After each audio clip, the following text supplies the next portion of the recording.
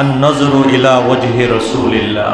ও নবী, আমি তিনটা জিনিসকে আপনার মতো পছন্দ করি, তার ভিতরে একটা হলো আমি সদা সর্বদা আপনার চেহারার দিকে তাকিয়া থাকাটা আমার কাছে খুব পছন্দের। সুবহানাল্লাহ।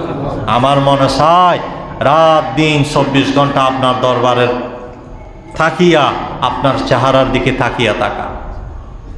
আমার বাড়িতে যাওয়ার ইচ্ছা হয় না, যে সব সময় আপনার পাশে থাকতে মনে চায়, আপনার চেহারার দিকে তাকিয়ে থাকতে মনে চায়।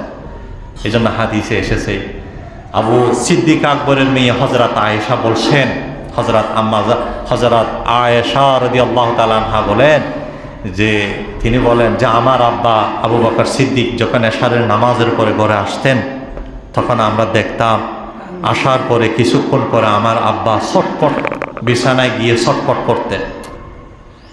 একটা মাছ পানি থেকে তোলার পরে শুকনো অবস্থায় যেমন ছটপট করে, আমার বাবা বিছানায় গিয়ে তদ্রুপ ছটপট এফিট উফিট মানে বিছানায় লড়াছড়া করতে থাকতেন।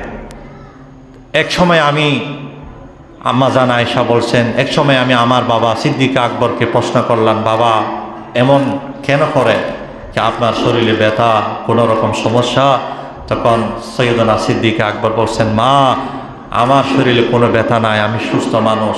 আমি যখন রসুলের দরবারে থাকি তখন আমার দিলের ভিতর অন্যরকম একটা প্রশান্তি কাজ করে।